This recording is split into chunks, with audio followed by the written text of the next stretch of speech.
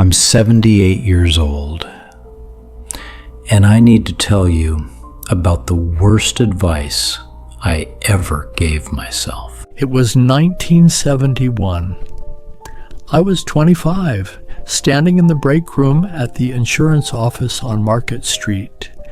My supervisor, Mr. Hendricks, was telling everyone that I had miscalculated a client's premium. He said it loud enough for the whole floor to hear through the open door. I hadn't miscalculated anything.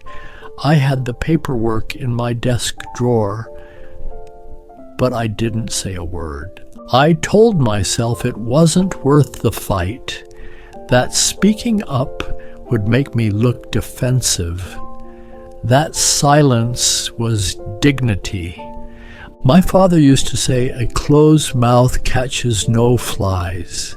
He was a quiet man, worked 30 years at the Ford plant in Dearborn, and never complained once, even when they passed him over for foreman 3 times. I watched him come home with that tight jaw, that look that said he was chewing on words he'd never spit out. I thought that was strength.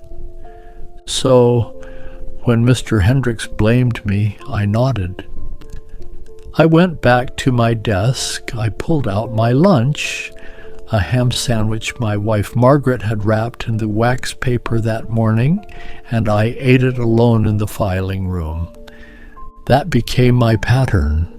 When Margaret's mother moved in with us in 1974 and started rearranging our kitchen, telling Margaret how I liked my eggs wrong, how she folded my shirts wrong, I said nothing. I figured it was temporary. 6 months, maybe a year.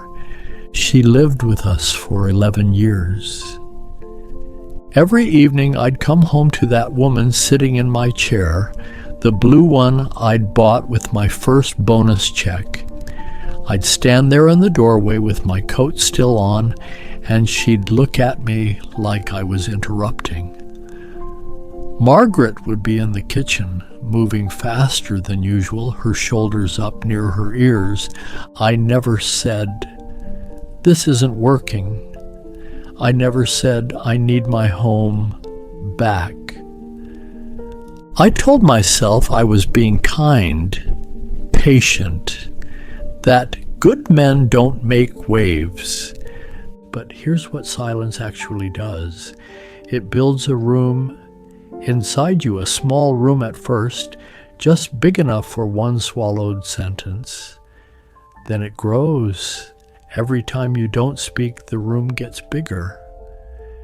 You start putting everything in there. Anger, disappointment, the truth. By 1983, I had a mansion inside me, and I was living in it alone.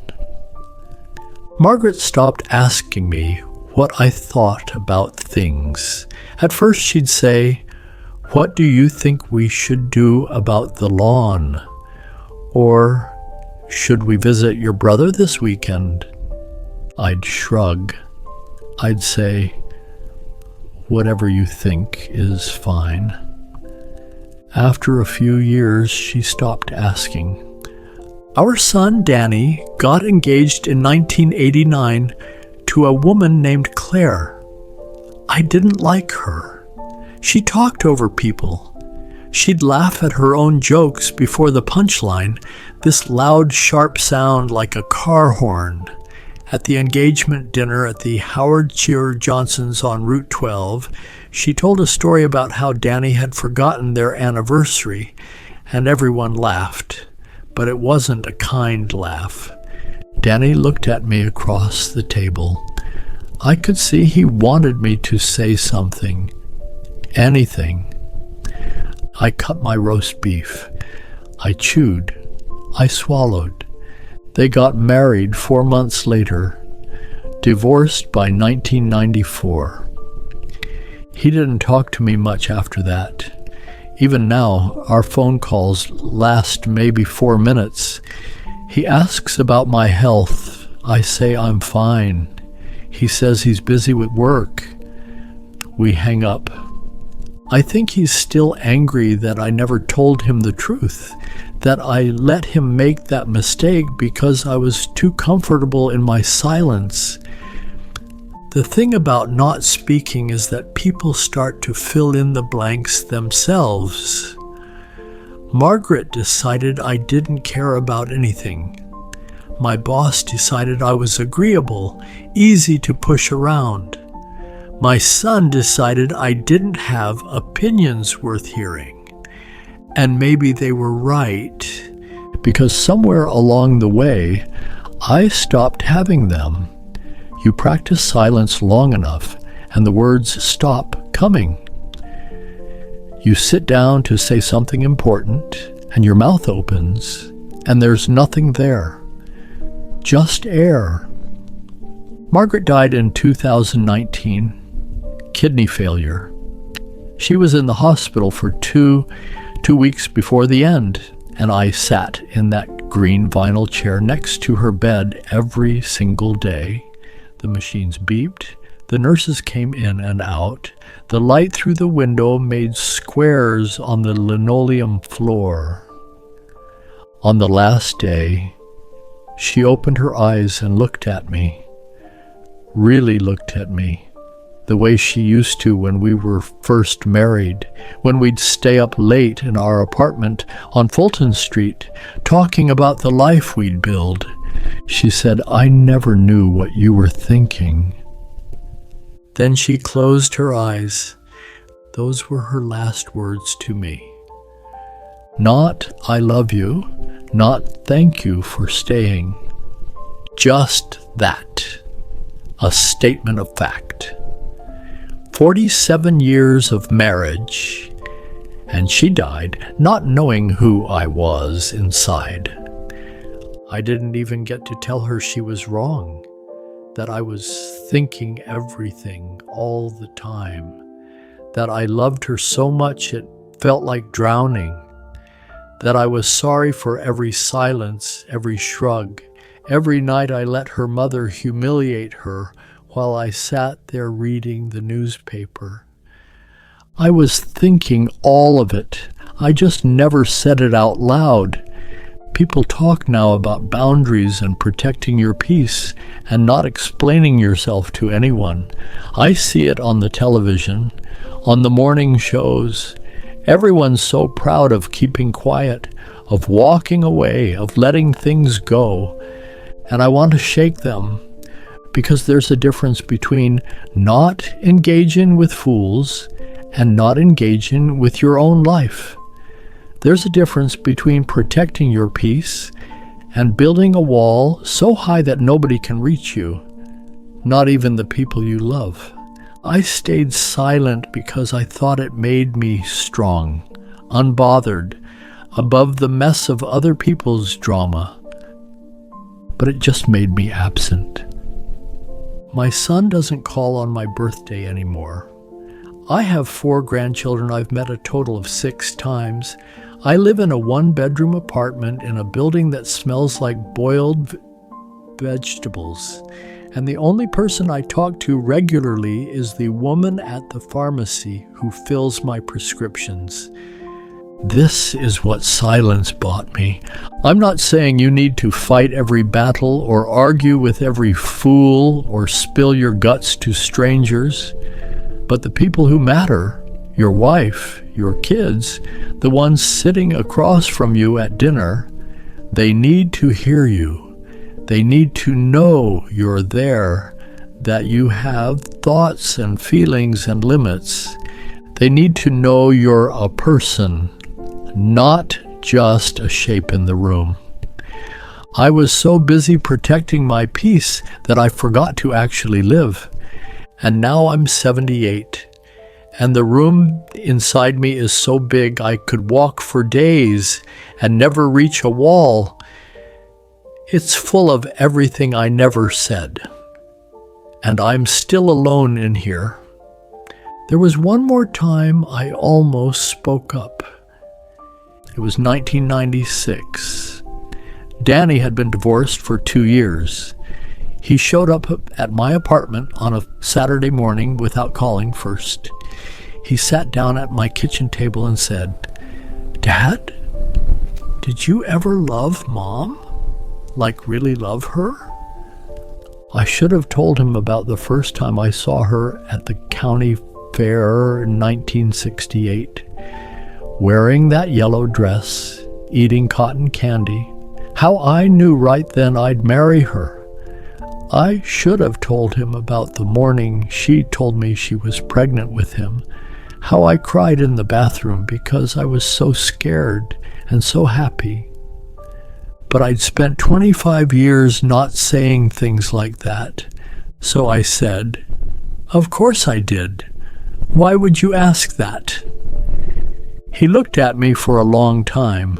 Then he said, "Never mind."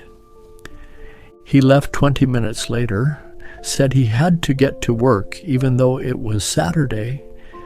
That was the door I could have walked through, and I let it close. After Margaret's funeral, I found a box in the back of her closet, letters she'd written but never sent. Letters to me. They were dated from 1973 all the way to 2018. I sat on the floor of that closet and read every one. Her clothes still smelled like her perfume, that Estée Lauder one in the blue bottle. In one from 1987, she wrote, "Sometimes I talk to him just to see if he's still there. I'll ask him about his day, about anything, and he'll answer in 3 words or less. I married a man who disappeared while I wasn't looking." She was right. I did disappear. Not all at once, but slowly. One silence at a time. Here's what nobody tells you about staying quiet. Other people create a whole story about who you are, and then they treat you like that story is true, and then you become it. Margaret decided I was cold. Danny decided I was indifferent. My co-workers decided I was a pushover, and I let them every single time. I retired in 2004. They gave me a plaque and a sheet cake. I thought about giving a speech, but when everyone was looking at me, my throat closed up. I said, "Thanks for everything." 3 words. People ate cake in little groups, talking to each other, not to me. I left after 15 minutes. I've been retired for 22 years now. Sometimes I'll go 3 days without saying a word out loud. My voice sounds strange to me, like it belongs to someone else. Last month, a nurse came by to check my blood pressure. She asked how I was doing. I almost told her the truth. I almost said, "I'm lonely. I'm so lonely I can't remember what it feels like not to be." But I said, "Fine, thanks." She took my blood pressure. She left. If you take anything from this, let it be this. Silence isn't always strength. Sometimes it's just fear dressed up as wisdom. Don't wait until you're sitting in a hospital room holding the hand of someone who died without knowing you to figure that out. Don't wait until your children treat you like a stranger. Don't wait until you've spent so many years quiet that you forget how to make noise.